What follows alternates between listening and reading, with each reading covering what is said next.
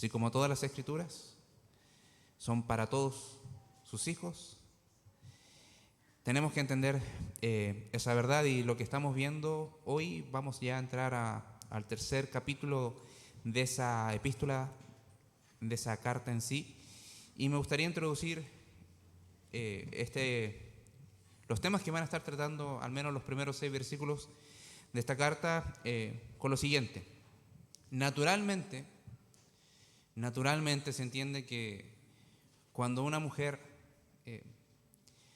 se entera de que va a ser madre, mayor que el miedo o el susto, después de un tiempo quizás de reflexión, de análisis de varias cosas, viene la alegría de que va a poder dar vida, va a poder dar a luz un ser. La preocupación que viene con el proceso de gestación es natural también, de que todo vaya bien, de que todo vaya de la manera correcta. Buscan médicos de confianza, capacitados, dentro de las capacidades que cada uno pueda tener en cuanto a la adquisición del servicio, pero es una preocupación. Hoy en día, ese hecho natural está distorsionado. Un movimiento nacido del mismo corazón, el diablo, está buscando erradicar muchas veces la posibilidad de que nazca esa vida. Se distorsionan esos tipos de filosofías para caer en el hecho de interrumpir el embarazo. Pero en ocasiones también, cuando no es tan fuerte ese pensamiento en las mujeres que puedan estar sufriendo, ya sea por un embarazo no deseado o por embarazos que quizás no pensaron bien antes de involucrarse con asuntos de ámbito sexual, queda la posibilidad de, quizás lo puedo dar en adopción o lo puedo entregar a quien lo quiera. Esa es una cara de la moneda. Pero hay otra cara de la moneda. Muchos de esos hijos que son dejados a veces por sus padres pueden conseguir otros padres. Y en eso, ¿qué hallamos? Hallamos amor. Un amor que se sujeta mucho al que Dios ha dispuesto a cada uno de nosotros. Dios sabía perfectamente que todo hijo que viene a este mundo viene con la condición de ser no un hijo espiritual de Él, sino un hijo del Señor de las tinieblas, de Satanás. Pero da la gracia, da la misericordia de que Él entregó un medio para poder adoptarnos como hijos legítimos de Él. Dios, por medio de su Hijo Jesucristo, nos dio el camino para tener un mejor, excelente, perfecto y absoluto Padre Celestial. Y lo que vamos a estar viendo hoy no solamente se va a enfocar en la prueba del amor que nosotros debemos demostrar a Dios, sino cuán gran amor ha demostrado Dios con su humanidad. Cuán gran amor ha demostrado Dios con cada uno de los que estamos acá, con cada uno de los que puede reconocer que Jesús es el Salvador y que de Dios Padre viene toda dávida buena. Estamos en esa parte de las Escrituras donde nos va a mostrar que así como la fe verdadera en las personas se manifiesta con actos de amor en obediencia a la palabra de Dios, Dios, en su calidad de Padre Celestial, también manifiesta una doctrina poderosa de su amor. Y eso no lo deja ahí, sino que su sacrificio da lugar a una descendencia que no se limita al espacio ni a la genética, sino al poder que Él tiene para adquirir hijos. El tema general que vamos a estar hablando hoy es que el Evangelio nos hace mirar y nos manda a mirar al amor de Dios para salvación, pero también que es para vivir como hijos obedientes a Él, que no solamente le aman a Él, sino que aman su ley y que esperan con ansiedad, con anhelo ferviente, su venida. Titulé este sermón, mira qué clase de amor es el de Dios. Vamos a la primera epístola de Juan, del apóstol Juan, conocido también como el discípulo amado, el apóstol del amor, el discípulo amado. Vamos a leer los primeros 6 versículos. Dice: mirad cuál amor nos ha dado el Padre para que seamos llamados hijos de Dios. Por esto el mundo no nos conoce, porque no le conoció a Él. Amados, ahora somos hijos de Dios y aún no se ha manifestado lo que debemos de ser. Pero sabemos que cuando Él se manifiesta seremos semejantes a Él, porque le veremos tal como Él es. Y todo aquel que tiene esa esperanza en Él se purifica a sí mismo, así como Él es puro. Todo aquel que comete pecado infringe también la ley, pues el pecado es infracción de la ley. Y sabéis que Él apareció para quitar nuestros pecados y no hay pecado en Él. Todo aquel que permanece en Él no peca, todo aquel que peca no la ha visto ni le ha conocido. Oremos al Señor. Padre, bendito Señor, Dios de todo lo que existe y de nuestra vida, venimos a ti agradecidos en esta hora por estar delante de tu palabra. Y oramos para que tu Espíritu ilumine nuestros corazones, sea aplicando tu palabra a nuestras almas. Necesitamos de ti y sabemos que podemos recurrir a ti y recibir bellas palabras de vida. En esta hora oramos, Señor, para que seas bendiciendo nuestras vidas con esta palabra tuya. En el nombre poderoso de Jesús oramos. Amén. Vamos a desarrollar los primeros 3 versículos con el siguiente punto. Miren el amor de Dios. Y es necesario que notemos que este capítulo del apóstol Juan se va a dedicar a exponer sobre lo que es el amor de Dios, de que Dios es amor, pero también sus implicancias, lo que significa que Él tenga ese carácter, ese atributo y también lo que implica para nosotros. De hecho, desarrollo algunos de los siguientes asuntos sobre qué clase de amor es el de Dios, cómo se manifiesta y cómo toma lugar su amor en la verdad de la enseñanza cristiana, que es fundamental. También muestra cuánto el amor está definiendo su carácter y también en los parámetros de su ley, tanto de lo que proviene de Él, así también como nuestra respuesta a la ley.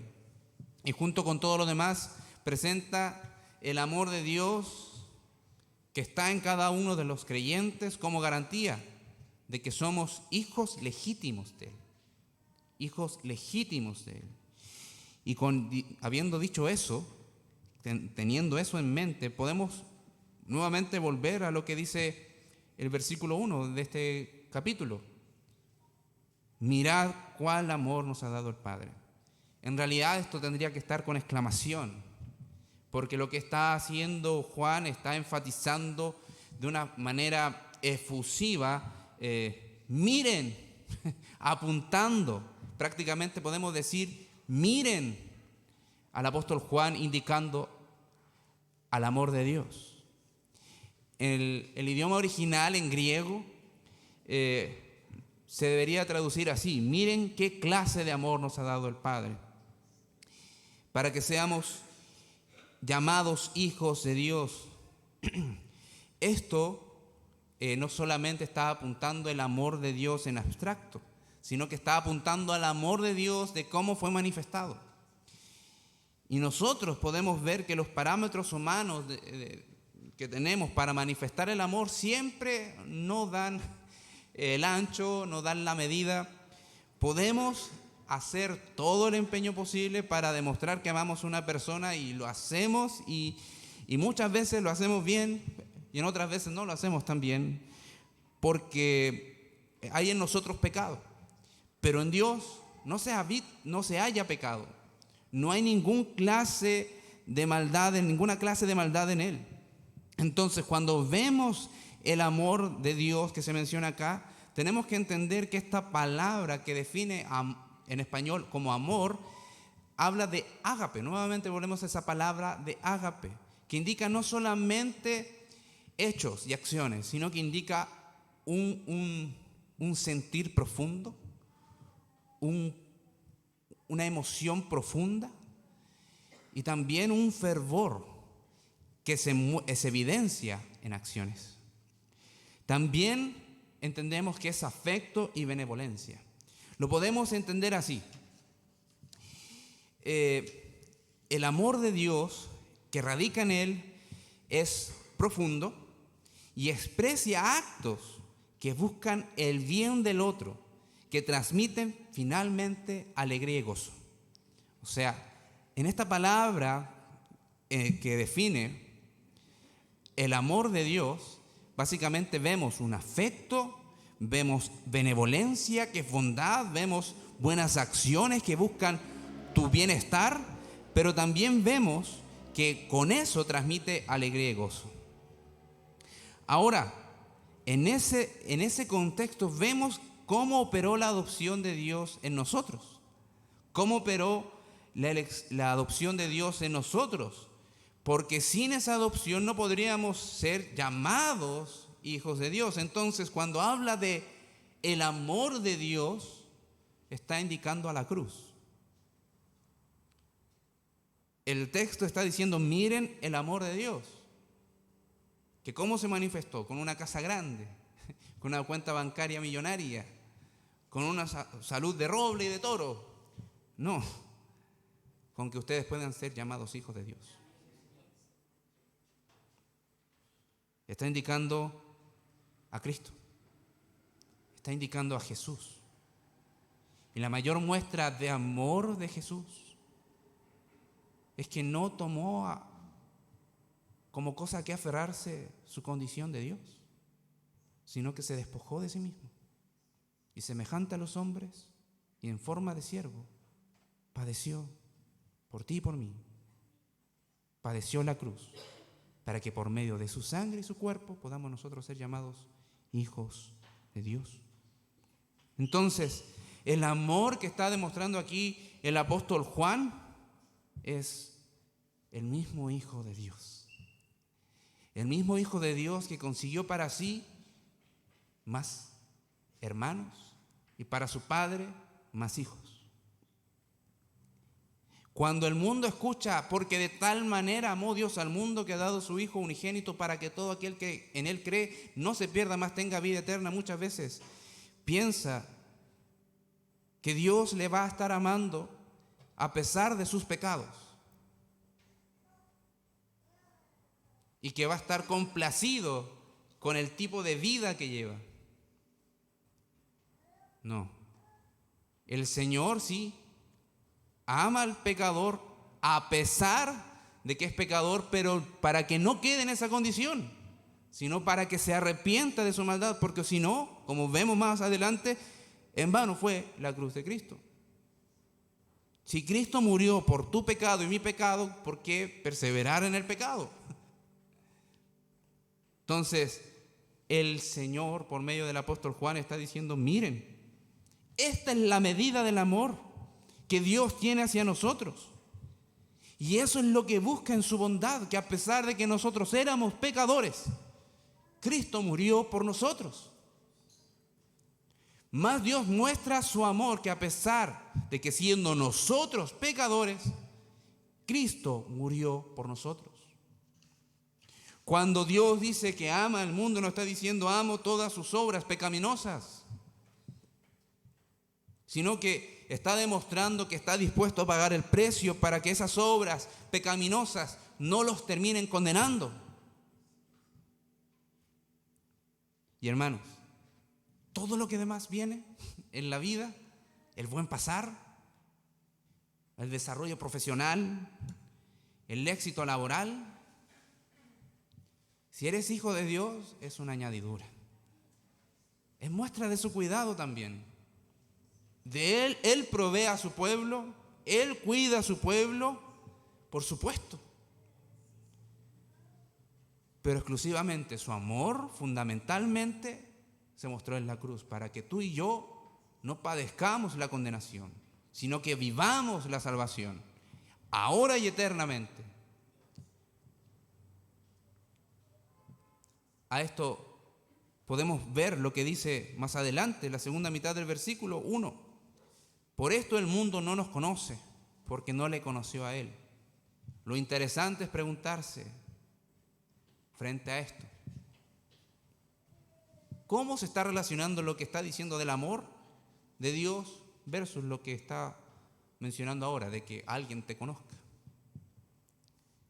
El texto está indicando que las verdades que nosotros tenemos seguras de parte de Dios, las personas incrédulas no las van a entender. Por eso no hay comunión la luz con las tinieblas. Por eso cuando vemos la filosofía del mundo, vemos que podemos nosotros tener una mirada muy distinta. Y por más que argumentemos bien y podemos decir, te gané en todos los puntos, no la va a entender. No porque solamente no conoce quién eres tú, sino porque no conoce a Dios. Y está demostrando que entender el amor de Dios te va a centrar en Cristo, vas a conocer a Cristo y vas a poder saber lo que Dios ha estado revelando en su palabra. Pero cuando vemos la sociedad contemporánea que levanta sus propias verdades carentes de certezas, carentes de confirmación y veracidad, no están de acuerdo con la palabra. A veces pueden tomar algún tema cierto. Incluso aquellos que pueden defender algunas ciertas verdades, se quedan en eso, ciertas verdades. Entonces está diciendo, todo aquel que está en el amor de Dios puede realmente conocer a Dios. Pero todos aquellos que no conocen a Dios tampoco conocen a los que Dios ha salvado, porque no han recibido su amor en Cristo. No han recibido el amor de Dios por medio del Evangelio. Y acá podemos ver que a lo largo de la Escritura, o mejor dicho, a lo largo de esta carta en sí, vemos que está haciendo la diferencia el apóstol Juan. Siempre está apuntando a aquellos que están entre medio y también está apuntando a los verdaderos creyentes. En este caso está diciendo a todos, y está llamando la atención a todos que son verdaderamente creyentes. Diciendo, si quieres permanecer fuertes en Cristo, no tiene que ser un mero ejercicio académico, no un mero ejercicio intelectual, porque eso es lo que creen que hacen y bien hacen supuestamente los gnósticos. Este amor por el conocimiento.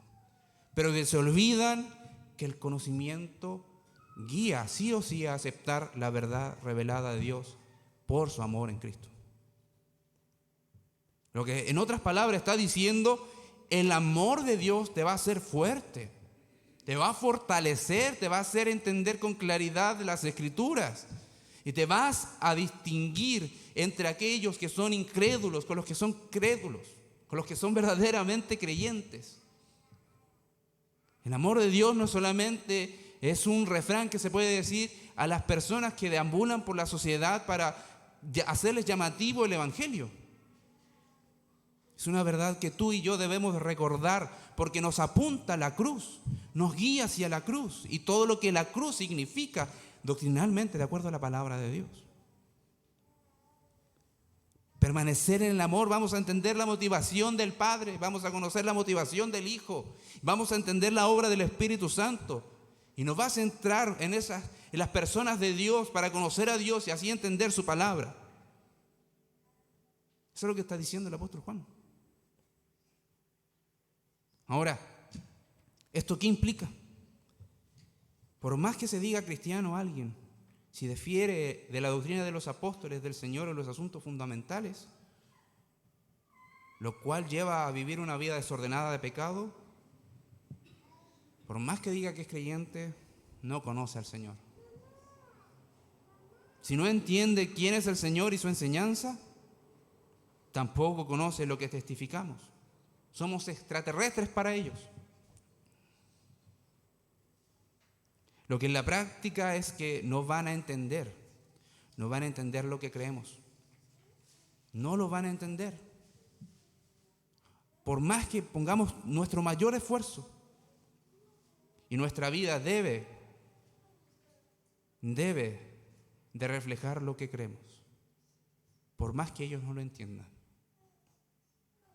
Dios, por medio de Juan, está demostrando que mirar el amor de Dios es mirar a Jesús, quien tiene las palabras de vida eterna. Es reconocer que es Jesús, con todo lo que hizo, nuestro Señor, es la verdad de Dios y nos permite a nosotros entender la verdad de Dios y decir que le conocemos realmente. Porque aquel que conoce al Hijo y ha recibido al Hijo, conoce al Padre. Y aquel que conoce al Hijo tiene al Padre y también recibe la vida eterna. Y no de una manera fría, sino que conoce el gran amor de Dios. Eso, como hijo de Dios, debe de empujarnos a lo que dice el versículo 2. Amados, los sujetos del amor de Dios. Amados, ahora somos hijos de Dios. Nuevamente afirma que aquel que ha recibido la fe es legítimamente un hijo de Dios en el presente ahora. Añade, y aún no se ha manifestado lo que hemos de ser, pero sabemos que cuando Él se manifieste, seremos semejantes a Él porque le veremos tal como Él es. La promesa de Jesús, cuando Jesús aparezca por su iglesia, seremos transformados para ser semejantes a Él. El amor de Dios no se limitó nuevamente a decir, eres perdonado solamente, sino que tienes una herencia tremenda, una garantía tremenda, que no solamente puede decir, eres limpio de tu maldad y ve y vive, sino que hoy tenemos una seguridad de eternidad y que vamos a ser como el Señor Jesucristo y vamos a estar en la presencia de nuestro Padre Celestial por toda la eternidad. Y eso es para que tú lo vivas también. Alguien que ha recibido el amor de Dios no se queda cómodo con las añadiduras, sino que añade esas bendiciones espirituales que están en los cielos y que se nos ha prometido. Si somos hijos de Dios, en nosotros no se va a quedar en el olvido que Jesús viene, sino que se va a acentuar esa lucha en tu carne, en tu corazón, de que no quieres pecar y quieres amar a Dios y quieres servir a Dios. Y te regocijas en que cuando sea el momento, Dios va a venir por su iglesia, Jesús va a raptar a su iglesia y vamos a estar a la gloria con Él. Lo terrenal no te va a dejar cómodo y corto de vista, por más que prosperes. Si recuerdas que eres amado de Dios y eres un hijo amado de Dios, tu vista está puesta en las cosas de los cielos, en el reino celestial. Seremos glorificados. Lo mortal del cuerpo será incorruptible. Lo mortal será inmortal y no se va a hallar ningún tipo de pecado en nosotros. Ningún tipo de debilidad que tenemos hoy.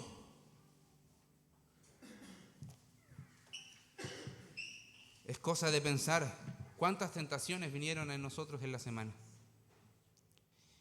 Cuántas insinuaciones se nos hizo a nuestro corazón de que se sujetara a algún tipo de idolatría. De que no adorara a Dios, sino que se adorara a uno mismo.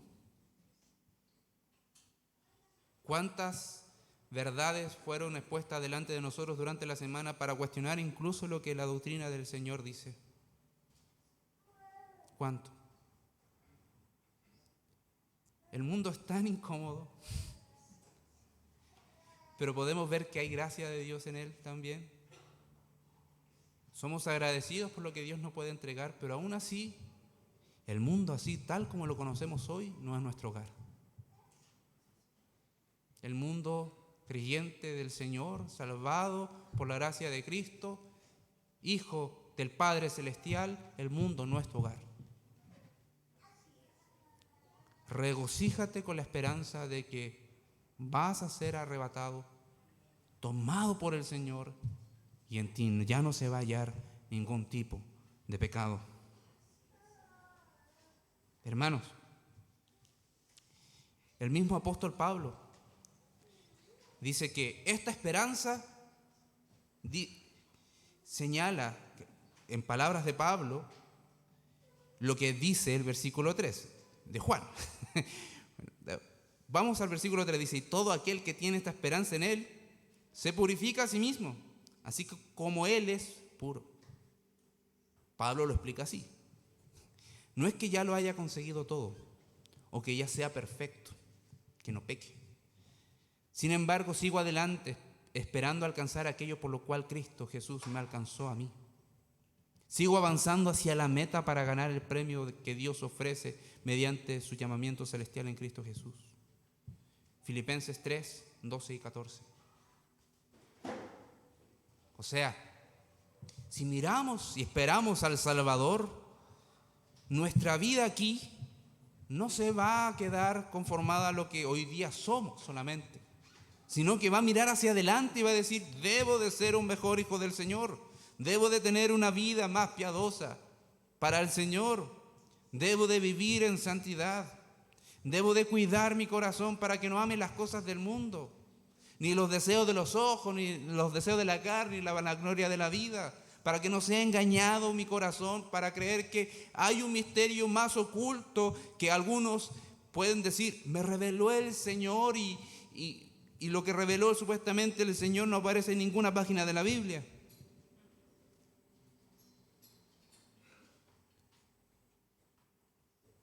Una purificación de uno mismo, una santificación. Aquel que tiene esta esperanza, esperar con confianza. Cuando tenemos eso, buscamos la santificación, se purifica a sí mismo, eso está diciendo. Ese término, se purifica a sí mismo, es buscar la santificación. ¿Tienes la mirada puesta en la venida del Señor y en su amor? Te vas a santificar. Vas a buscar obedecer la palabra de Dios. Pedro lo dice así: pero nosotros esperamos, según sus promesas, cielos nuevos y tierra nueva, en los cuales mora la justicia, por la cual, oh amados, estando en espera de estas cosas, procurad con diligencia ser hallados por Él sin mancha, irreprensibles, en paz. Lo que somos hoy es lo que no debemos de ser mañana. Lo que somos hoy debe ser un reflejo de que mañana es un testimonio de que Dios cambió y sigue cambiando nuestros corazones. Mañana, entendiendo que puede ser literalmente mañana, o un término que habla de un tiempo más adelante, debe de evidenciar de que hemos crecido y madurado en el Señor.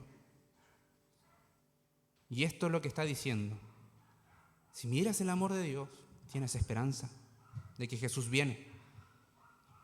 Y mientras tanto esperas, vas a buscar ser como Cristo en carácter y obediencia.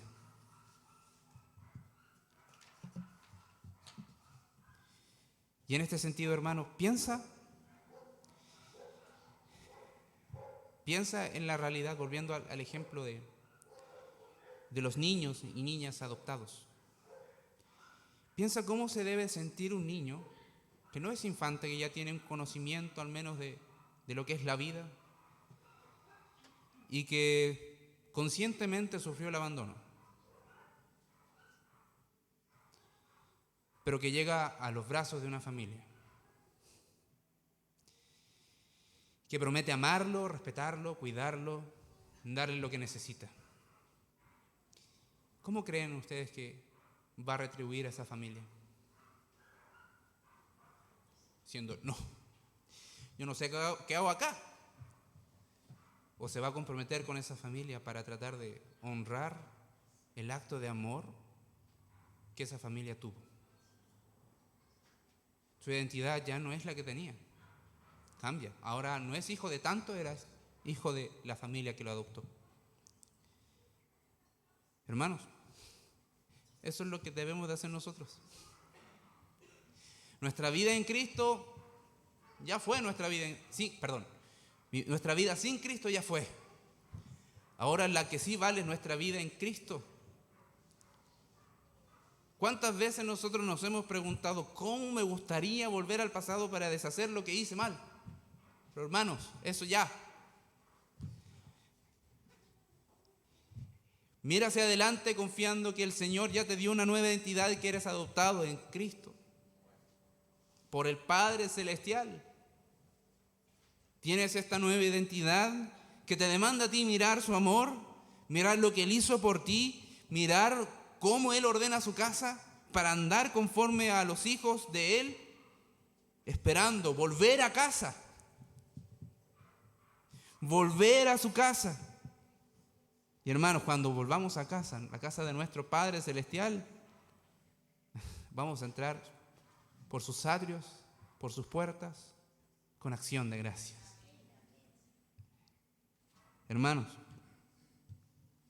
mira el amor de Dios, agradece, agradece, agradece y agradece tu vida entera.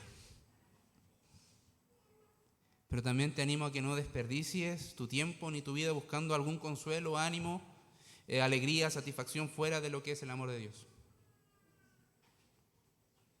No hay esperanza fuera del amor de Dios. No hay esperanza, en otras palabras, lejos de Dios. Alienta tu corazón a saber que en cualquier momento nos reunimos con nuestro Padre Celestial. Pero también piensa en algo.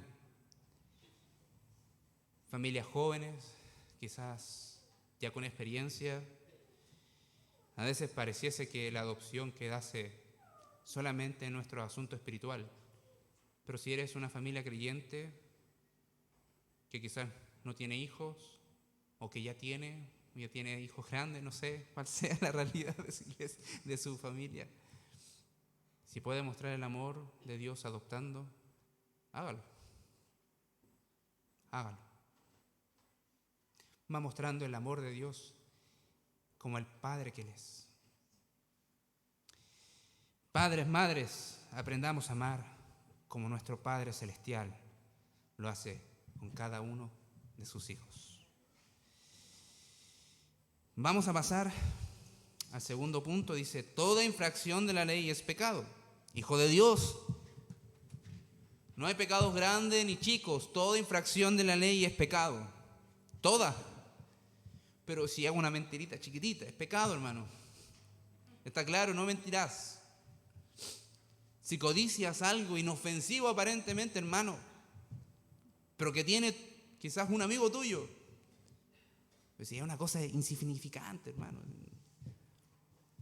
pero no se lo digo a nadie, el Señor sabe, hermano, estás codiciando, estás infringiendo la ley de Dios. Todo aquel que comete, versículo 4, todo aquel que comete pecado infringe también la ley, pues el pecado es infracción de la ley. Aquí vemos el contraste. Los hijos de Dios se purifican a sí mismos, pero aquellos que no reciben el amor de Dios, que no conocen, ni siquiera entienden a los creyentes, ni tampoco conocen al Salvador, viven de esta forma. Cometen constantemente la infracción de la ley. Cometer, quizás a nosotros, aquí puede ser cometer momentáneamente, esporádicamente, circunstancialmente, pero lo que el texto está diciendo originalmente, aquel que practica, o sea, que lo vive, que permanece, que está constantemente, eso es el término original. Pero que no solamente es como me tropecé y pequé, no, racionalmente y voluntariamente, con su razón y su voluntad va contra la ley de Dios y ejerce el pecado. Pecado, errar al blanco, errar a lo que Dios dijo que se debía de hacer. En ese sentido se entiende pecado. que es prácticamente fallar, errar lo que Dios dijo que se debía de hacer. Por su parte, el creyente no está amando el pecado, está amando a Dios y su ley. Busca honrar su nombre para santificar su nombre, honrar su nombre y para que su vida también sea santificada. Salmo 119, 47 y 48 dice: y me regocijaré en tus mandamientos, los cuales he amado. Alzaré asimismo mis manos a tus mandamientos, que amé, y meditaré en tus estatutos. Este texto nos invita a pensar: ¿amamos que el Señor nos diga, no tendrás ningún otro Dios ajeno delante de ti? ¿No te harás ídolo en tu corazón? ¿Amas esa ley de Dios? ¿Amas el que el Señor te diga, no codiciarás, no mentirás, no hurtarás? ¿Amas eso? Me lo pregunto a mí, Walter, ¿amas eso que el Señor te está mandando a hacer? Porque entendemos, debería ser, y entendemos que de no hacerlo, damos una libertad ancha a practicar el pecado. Y a esa ley se refiere la palabra de Dios acá. Básicamente entendemos amar a Dios, amar al prójimo, creyente e incrédulo. Ámalo igual. Con diferentes implicancias, por supuesto, diferentes responsabilidades, por supuesto, pero ámalo. Entonces, en ese sentido nosotros hacemos la distinción de que el pueblo de Israel tenía algunas leyes específicas para los levitas, para los sacerdotes, y así suma y sigue. Pero para la iglesia hoy tenemos los 10 mandamientos vigentes ahí. Incluso el día de reposo, que nos está diciendo guarda el sábado, porque eso era señal de pacto del Antiguo Testamento para el pueblo de Israel. Pero sí te dice, no seas esclavo de los afanes de este mundo. No te afanes con el trabajo. Tienes que dejar descansar tu cuerpo también. Entonces el Evangelio nos está enseñando de manera abundantemente que nuestra incapacidad de obedecer a la ley de Dios por Cristo nos ha capacitado para obedecer su palabra, con la garantía de que aunque pequemos, abogado tenemos. Abogado tenemos para con el Padre, a Jesucristo el justo. Hermanos, versículo 5 dice: y sabéis que Él apareció para quitar nuestros pecados, y no hay pecado en Él. Esto es lo que recuerda el versículo. Nuevamente, la idea de que Jesús vino a quitar nuestro pecado. Entonces, por lo mismo, no debemos de perseverar en el pecado, permaneciéndonos en él voluntariamente, razonar estrategias para llegar a pecar. Porque Jesús pagó el pago por el pecado. El pago por el pecado era la muerte. Y la sufrió Cristo en la cruz. Todos los que estamos en Cristo tenemos ese saldo pagado. Pero por eso se anuncia el juicio. Porque aquellos que no están en Cristo aún tienen una cuenta que pagar. El creyente no puede permanecer en el pecado porque es contrario a lo que Dios hizo en Cristo. Juan 1:29.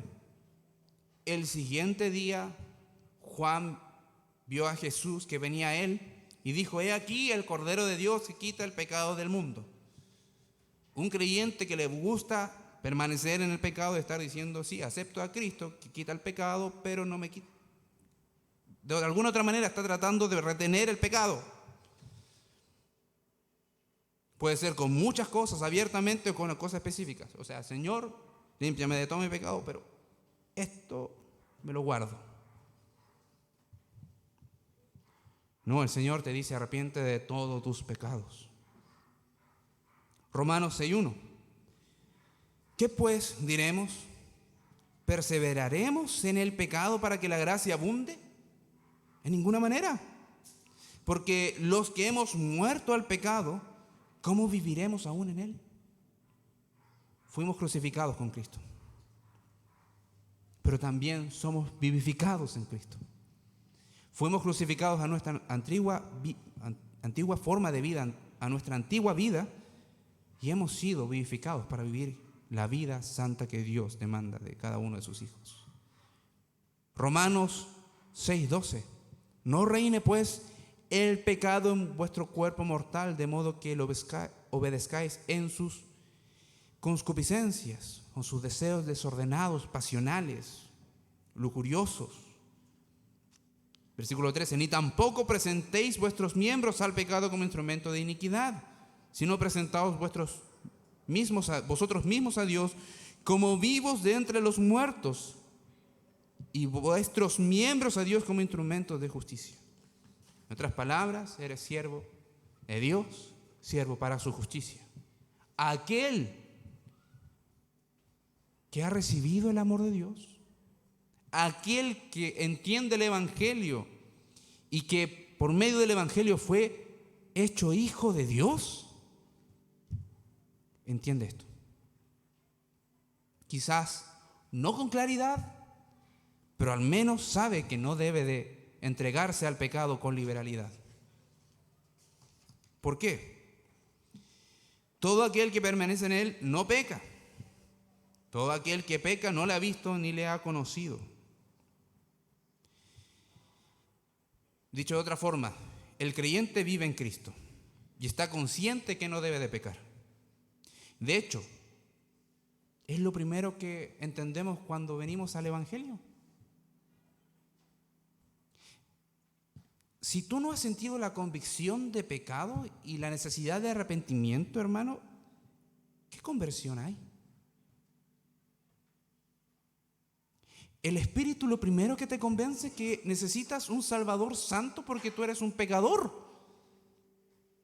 Si no tienes esa convicción de que no tienes que ceder al pecado y que tienes que arrepentirte de todos tus pecados constantemente, ¿cuál es la pauta? ¿En qué momento podemos decir que eres un creyente? Porque es muy distinto si crees que Jesús existió, de que es bondadoso, de que es amor, de que se sacrificó por nosotros y que murió por los pecadores, está bien.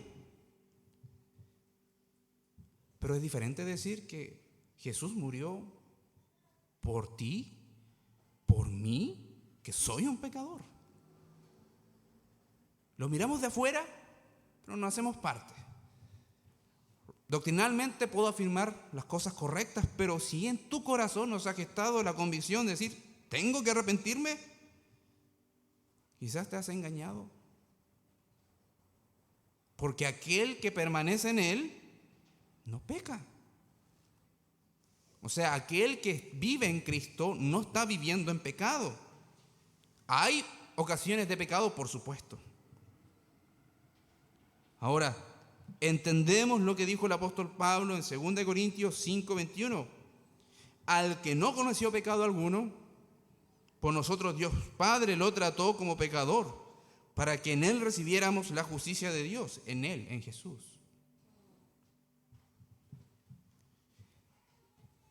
Hermanos, ahí está. Por eso el Señor inspiró estas palabras y las registró a mano de Juan, para que entendiésemos que la realidad de vivir en pecado no es la de un creyente.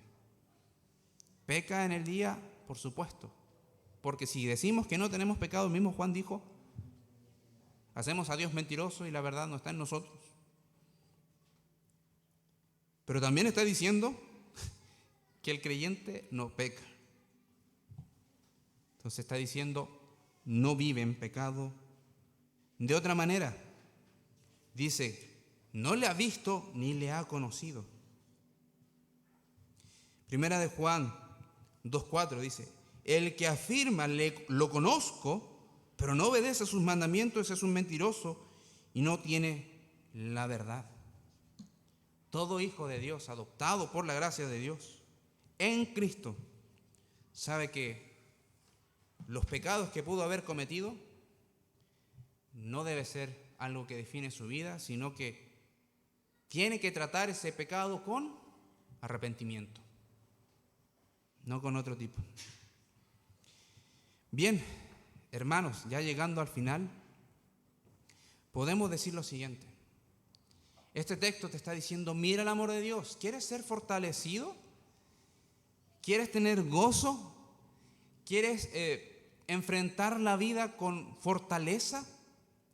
¿Quieres opacar los momentos de tristeza? ¿Quieres enfrentar los momentos difíciles de sufrimientos, de angustia que el mundo nos trae? Porque el mundo promete aflicciones y el Señor Jesús lo dijo. Recurre al amor de Dios. ¿Quieres tener una fe vibrante para esperar la venida del Señor? Recurre al amor de Dios. Si quieres ser más santo cada día, recurre al amor de Dios. Si quieres considerar que la ley de Dios es también digna de amor porque es la palabra que sale del corazón de Dios, recurre al amor de Dios. Porque en su amor Dios envió a Jesús, su Hijo, para que obedeciese todas sus escrituras. Y las hizo. Y por más que nosotros entendamos que no las cumplimos a cabalidad, no quiere decir que el mandamiento esté obsoleto para nosotros. Sino está diciendo, el que dice que permanece en él, debe de andar como él anduvo. Finalmente piensa, hermanos, ¿dónde está tu corazón? La Escritura dice y testifica que donde esté vuestro tesoro, allí estará también vuestro corazón. ¿En qué inviertes tus fuerzas? ¿En qué inviertes tu tiempo? ¿En qué inviertes tus recursos? ¿Para la gloria de Dios? ¿O para la gloria propia? ¿O para los deleites del mundo? Que el Señor nos ayude. Que el Señor nos guarde. Porque entendemos que en Él somos fuertes. En Él tenemos la seguridad de lo que prometió en Romanos 8:29. Todas las cosas a los hijos de Dios, a los que son llamados conforme a su propósito, les colaboran a bien. Con eso animémonos, hermanos, con la esperanza que Dios nos entrega. Oramos.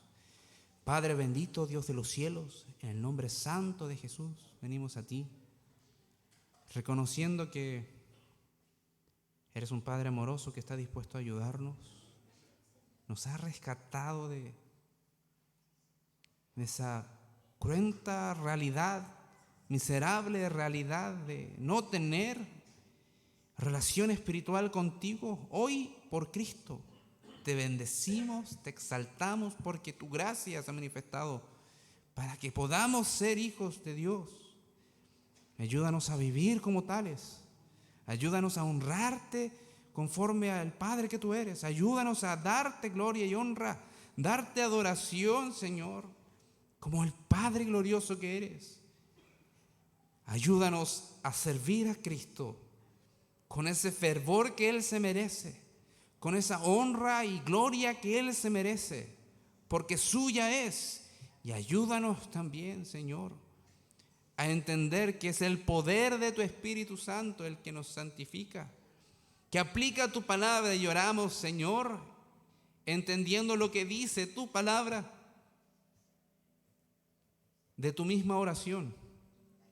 Líbranos de tentaciones, Señor. Líbranos del mal. Tú eres el soberano del cielo y nuestra vida está en tus manos. Líbranos de tentaciones, líbranos del mal y santifícanos, Señor, en tu verdad. Santifícanos en tu palabra. En el nombre de Jesús oramos. Amén.